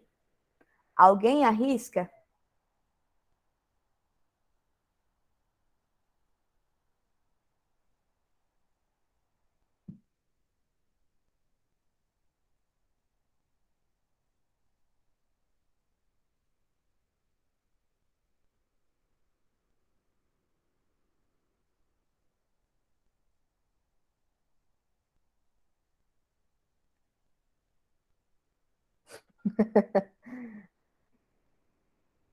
Não precisa ser ao certo, não. Vamos lá. Então, não vamos falar de Piaget, não. Vamos pensar aqui. Ó, Jair está falando construção de esquemas. Aí a gente vai para outro conceito, que é o de esquema. Então, vamos tentar pensar nisso sem falar de outros conceitos, tá? Para a gente entender com o que a gente já conhece. No senso comum, no dia a dia, o que é adaptação? Vamos lá, tenta aqui me ajudar a pensar o que significaria adaptação no dia a dia mesmo, de forma comum, assim. O que é que a gente chama de adaptação?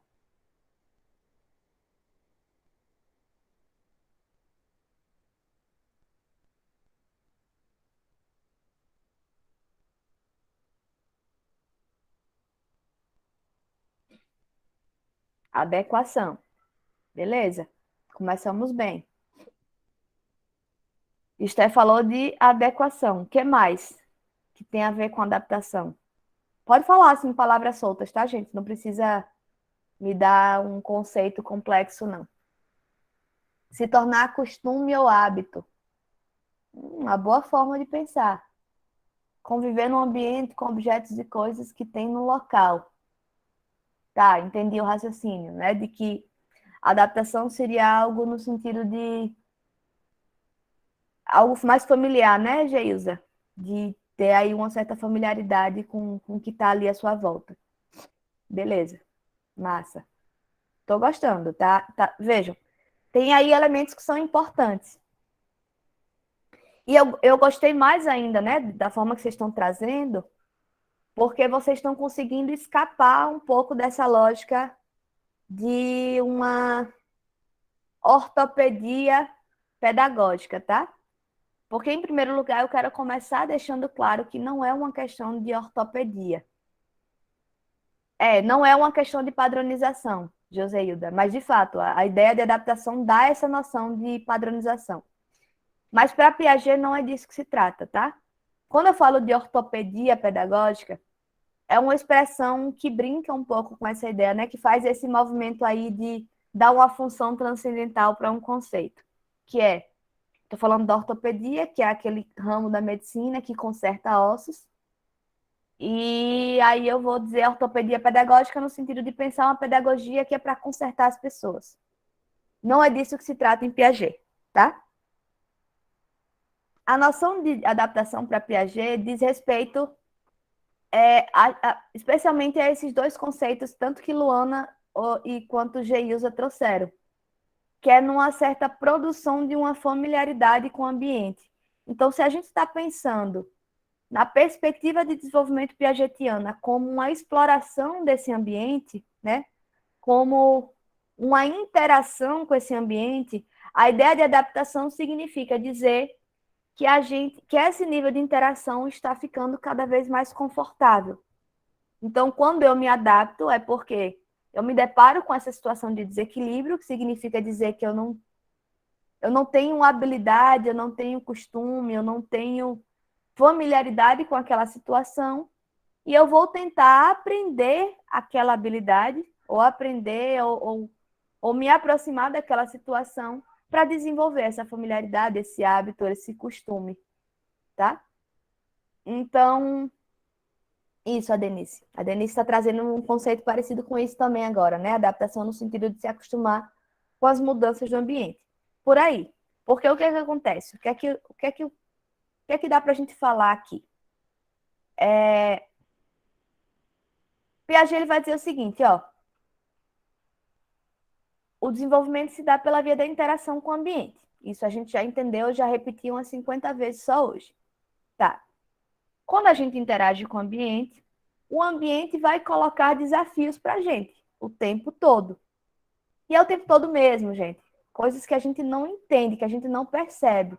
Mas eu vou dar um exemplo no bebê, depois eu dou um exemplo para a gente, tá? No bebê, vocês imaginem um bebezinho que ele tem lá um instinto de agarrar. Tanto é que, quando eu fui visitar minha filhada no primeiro dia de vida dela, eu fui lá, botei a mãozinha na cadeirinha que ela tava, tipo, no bercinho bem miudinho, e ela pegou os dedinhos dela e segurou no meu dedo. A gente costuma romantizar essa cena, achar a coisa linda, e de fato é uma gracinha, eu achei uma delícia. Mas, para a criança é simplesmente um instinto. Ela viu ali, ela agarrou. Tá? E esse instinto vai ser importante para o desenvolvimento dela. Porque ela vai aprender a pegar as coisas, a ter esse desenvolvimento motor de pegar até o limite aí, o ponto alto da gente segurar uma caneta para escrever, né? Você imagine que nível de habilidade que vai se desenvolvendo até chegar nesse ponto. E aí eu tô falando do limite que é o meu, tá? Mas assim, um cirurgião vai estabelecer outros limites para o uso dos polegares opositores e da habilidade motora das mãos. Eu não, o meu limite é escrever mesmo, tá? Então, enfim. Aí você imagina uma criança que ela tem esse instinto de agarrar. Ela ainda muito novinha, talvez 2 meses por aí, não vou saber dizer exatamente, mas assim, aí tem uma bola bem levinha que a mãe dá para ela consegue segurar assim. Olha. Primeiro escapole, mas aí ela vai tentando e uma hora ela consegue. Aprendi, né? Desenvolvi essa habilidade motora. Mas perceba que a mãozinha tá assim, porque a bola é grande. Se você dá uma bola menor para ela, por mais que seja o mesmo movimento de segurar uma bola para a gente, para aquela criança produz-se um novo desequilíbrio, porque é necessário uma série de outras habilidades motoras, inclusive de dobra dos dedos, de tempo de pegada, de força, de consistência, enfim, uma série de coisas que vão estar envolvidas nesse pequeno movimento. Então, percebam que ela está sendo desafiada pelo ambiente o tempo inteiro. E todo o processo de desenvolvimento da criança é um processo adaptativo, no sentido de que ela vai ser desafiada por esse ambiente e ela vai aprender a viver nesse ambiente, ela vai aprender a lidar com esses desafios que o ambiente traz para ela. Então, quanto mais desafiador for o ambiente, claro, no sentido progressivo, melhor, porque ela vai se adaptar cada vez mais a dificuldades. Vocês já ouviram aquela expressão de que quando você tem uma experiência de trabalho bem ruim, bem difícil, você diz assim, mas quando você tiver uma experiência melhor, você vai tirar de letras. É mais ou menos essa a lógica, tá? Porque quando a gente já está adaptado com o que é mais difícil, o mais fácil é mais fácil. É muito mais fácil, né?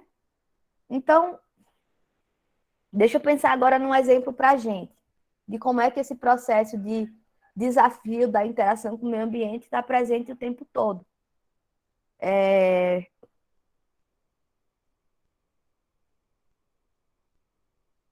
Sei lá. Pensei num exemplo que vai encaixar mais para as mulheres, assim. Eu odeio salto alto, tá? Não sei andar de salto alto. Mas volta e meia eu compro um porque as convenções sociais dizem que é mais elegante e tem certas situações que a gente precisa se apresentar e tal, tal, tal. Mas tem milhares de tipos de salto, né? Cada salto, cada pisada que você dá tem uma forma diferente. Tem um movimento diferente. Para você conseguir dar leveza para aquilo, tem um hábito que você desenvolve. É um desafio mesmo, é um aprendizado. Parecido com esse da criança, pegando a bola. Porque você vai pisar ali e você vai dizer, opa, com esse aqui eu tenho que pisar mais com o pé, ou mais com o calcanhar, ou eu tenho que ver esse equilíbrio porque esse aqui é mais difícil, esse é uma plataforma, pode virar para o lado, é um salto fino, um salto agulha, então dá uma instabilidade, como é que eu vou... E veja, nada disso é pensado e raciocinado. A gente simplesmente vai desenvolvendo. Então, eu particularmente, toda vez que eu vou para uma festa mais arrumada, eu tenho que botar uma desgraça de um salto alto, e olha que eu tenho 1,5 m, viu, gente? Então, eu sou muito pequena. Eu poderia até gostar e querer usar salto para eu crescer um pouquinho, mas eu detesto, não sei andar com aquelas desgraças.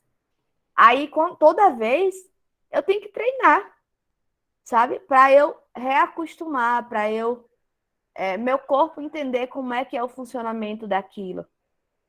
Para eu aprender, para eu me adaptar com aquela realidade, com aquela exigência que o ambiente está me fazendo. Entende? Então, é um pouco disso, assim. Eu me desculpem os homens, mas eu acho que eu dei um exemplo muito generificado, né? Porque eu acho que não é um hábito dos homens andar de salto alto, que eu acho que é uma sorte para vocês, viu? Vocês deviam. Uma sorte não, um privilégio, é outro privilégio do homem, de não precisar usar um negócio desse para ser elegante. Mas, enfim, outras discussões para outros momentos, né? Não é para agora. Então, mas deu para entender, né? Então, assim, a ideia da adaptação tem a ver com isso, de que o que Piaget vai falar, e agora eu vou. Pronto, Luana, eu vou usar o exemplo de Luana só para não deixar os meninos de fora, para a gente ser mais abrangente e mais inclusivo. Luana está falando aqui da máscara.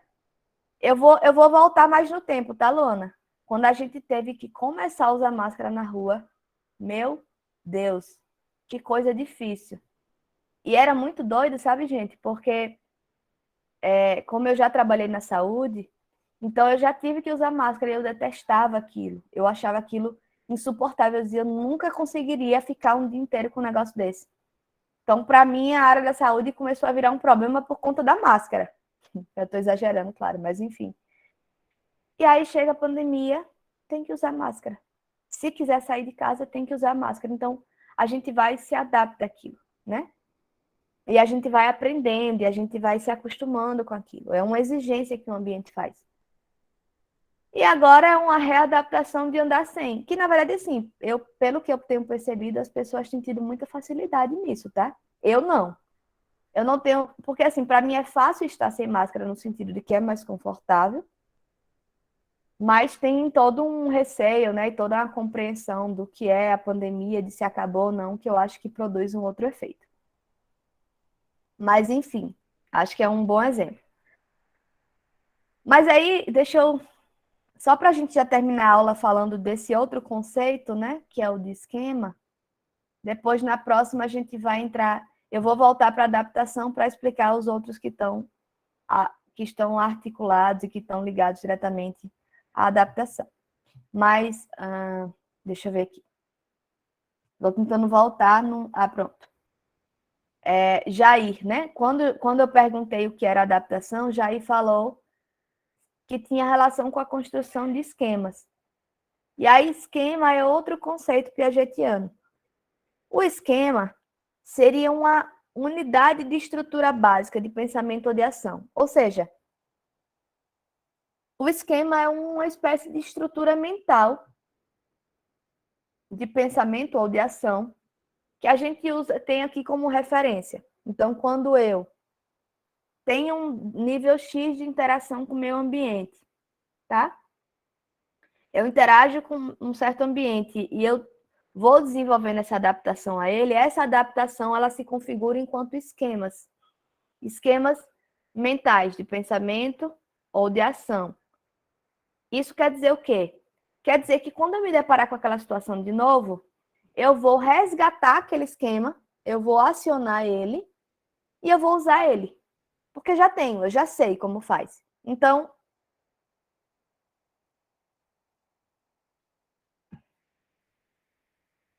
uma criança que tem essa bola grande em casa, se a mãe no dia seguinte der a bola de novo para ela, ela vai pegar de volta fácil, ela já não vai ter a mesma dificuldade, porque ela já tem um esquema de ação formado que vai dizer para ela tudo que ela precisa fazer para conseguir segurar aquela bola. Quando a mãe chega... Eu estou dizendo mãe, tá, gente? É só como uma referência, mas pode ser mãe, pode ser pai, pode ser qualquer pessoa. Chega uma nova pessoa lá, uma tia, e diz, comprei uma bolinha nova para você. Uma bolinha que faz barulho e que brilha e que toca e que...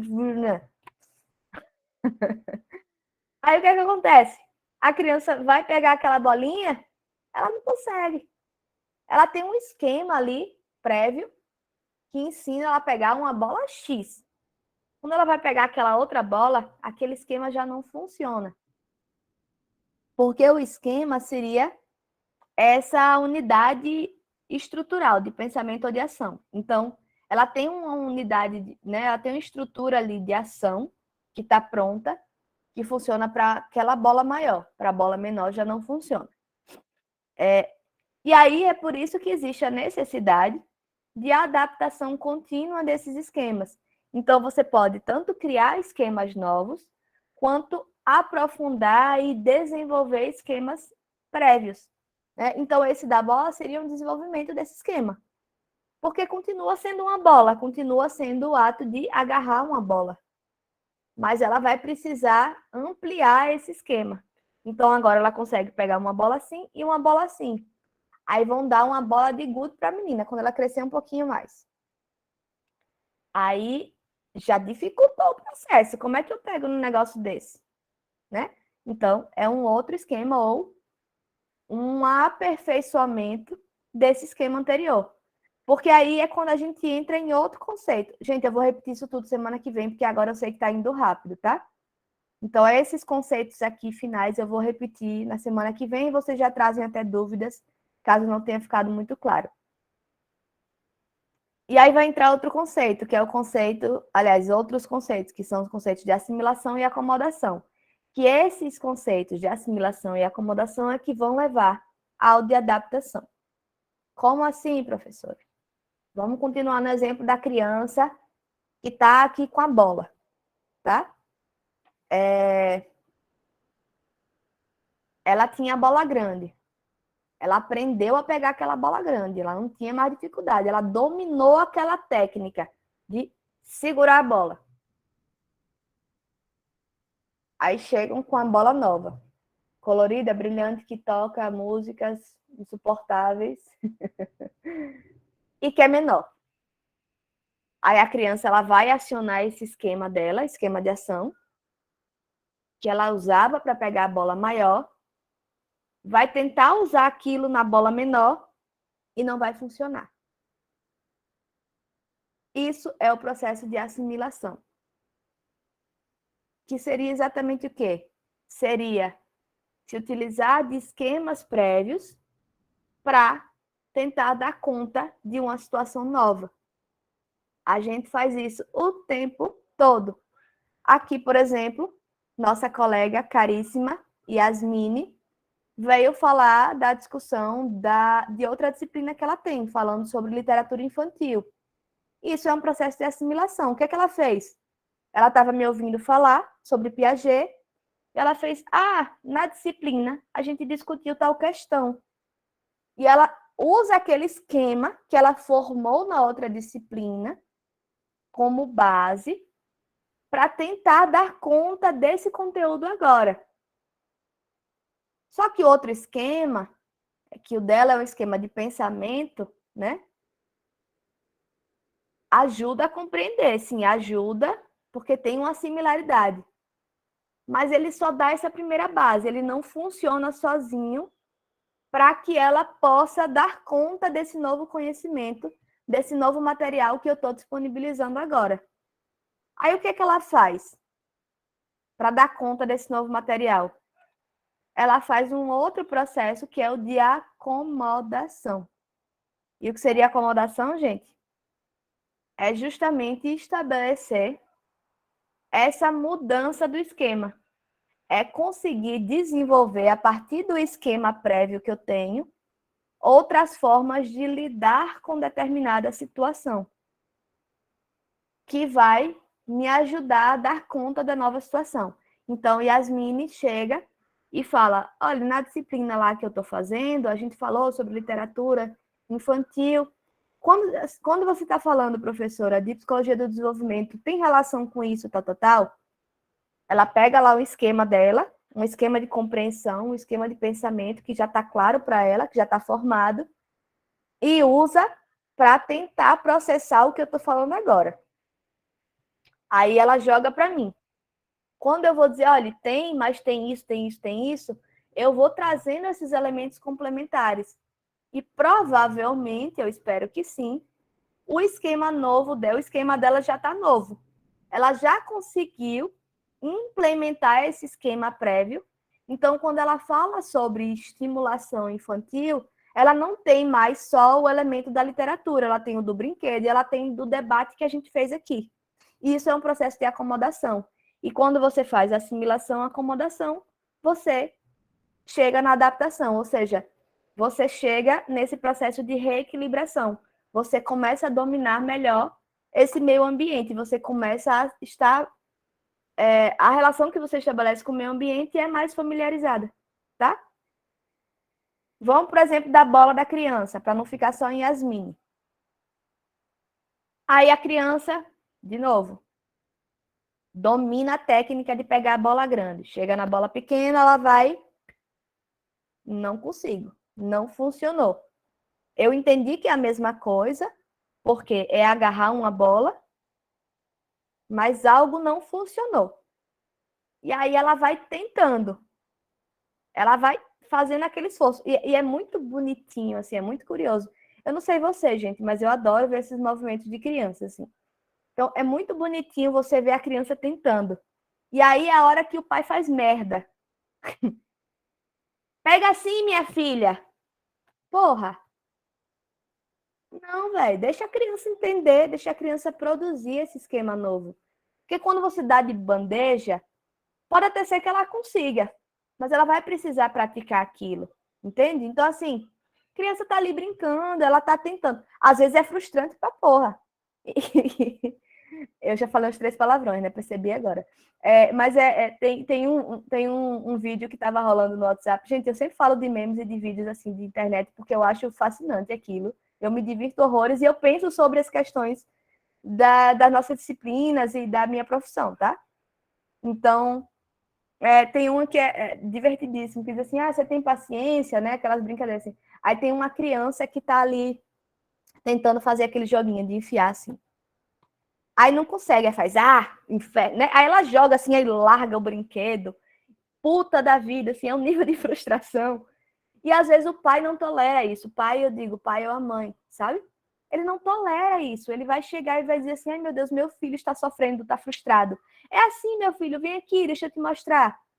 E aí a criança não aprende a se desafiar nesse sentido, ela não aprende a lidar com esse nível de frustração. Porque isso a gente vai viver a vida inteira. E Yasmine estava passando por isso agora, né? Não foi um processo de angústia, eu imagino, não pareceu. Mas Yasmine estava trazendo esse processo para a gente, assim. Ela estava aqui, ela estava pensando junto comigo. E aí, quando eu vou falando e complementando, ela está ali processando as coisas dela, né? Vocês estão fazendo isso também. Estou usando o exemplo de Yasmine porque ela trouxe esse exemplo da outra aula dela, tá, gente?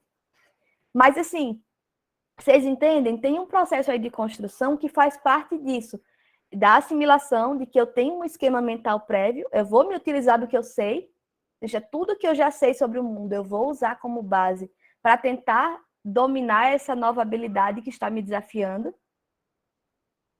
Quando eu não consigo usar os meus esquemas prévios, eu vou construir novos esquemas ou vou implementar os meus esquemas prévios. E aí, quando a gente faz isso, a gente se desenvolve. A gente produz um efeito de acomodação, ou seja, a gente consegue produzir essa relação de equilíbrio com o meio ambiente. Só que isso não dura nem 10 segundos, tá? Daqui a pouco aparece outro desafio e a gente vai fazendo isso, né? Então, por isso que é sempre bom a gente ter essa... saber lidar com frustrações, tá, gente? Porque a vida é feita disso, pelo menos assim. Segundo Piaget, nesse ponto eu não poderia concordar mais. Acho que a vida é feita desse tipo de movimento mesmo, né? Da gente se desequilibrar e reequilibrar de novo. Deixo sim, gente. Vou voltar agora para vocês. Gosto de seguidores. Tenho poucos, mas gosto.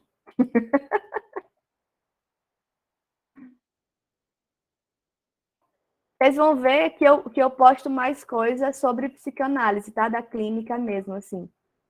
Mas volta e meia, nos stories eu faço compartilhamento de coisas que eu acho divertidas e que tem tudo a ver com psicologia. Pronto. Tá aí. E aí, gente? O que é que vocês têm de questão? O que é que vocês têm de dúvida? O que é que vocês têm de comentário?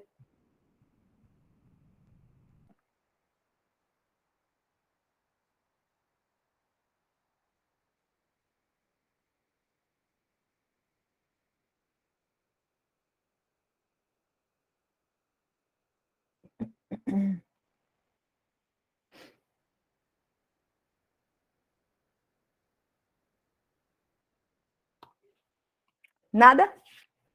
Tudo de boas? Todo mundo doido para começar o feriado, né? Que hoje sextou na quarta-feira. Não sei se para todo mundo, tá? Eu amanhã ainda trabalho, mas que bom, Esther. Obrigada. Eu que agradeço. Eu acho, é isso, acho que essas aulas que a gente consegue dar mais esses exemplos, né? Vai ficando mais claro, né? E aí, gente, eu vou. Vocês têm aula amanhã, é? Eita, eu achei que a UFES ia dar ponto amanhã. Eu só daria aula na sexta, realmente eu não vou dar aula mais essa semana. Mas amanhã eu ainda atendo, então trabalho. Ainda temos trabalho, né? Então não sextou para nós, não. Gente, deixa eu dizer uma coisa. Semana que vem a gente vai continuar aqui em Piaget. Embora eu ache que tenha sido, de fato, uma aula que, né, como vocês estão me dando esse feedback, eu agradeço, que foi uma aula boa no sentido de que a gente conseguiu entender os conceitos, né, que ficou mais claro. Eu acho que realmente foi uma aula que deu para fazer isso, mas eu vou querer, eu já anotei aqui, mas vocês me lembram caso eu não entenda minhas anotações, porque isso às vezes acontece. Eu vou tentar retomar esses conceitos, tá? Adaptação, assimilação, acomodação, adaptação, assimilação, acomodação e esquema, principalmente. Para eu entrar em outros detalhezinhos que eu falei do conceito geral. Eu expliquei para vocês esse funcionamento geral. Vocês vão ver que ao longo da discussão de Piaget, eu vou estar sempre voltando para eles, para vocês entenderem como é que isso funciona nesse processo aí de compreensão dos estágios de desenvolvimento. Mas, de qualquer modo, semana que vem eu começo retomando esses conceitos para reforçar e para trazer esses elementos que eu acabei passando por alto, porque eu quis focar hoje nessa compreensão mais, como é que eu posso dizer, menos formal mesmo, né? Eu queria que vocês entendessem o que está por trás, qual é a lógica do negócio, né? Então, aí na próxima aula eu trago mais conceitual mesmo, com alguns elementos que eu não trouxe hoje, e a gente já vai entrar nos estágios, tá? Da teoria de Piaget. Beleza? Obrigada, gente. De qualquer modo, bom feriado para vocês, aproveitem e até semana que vem.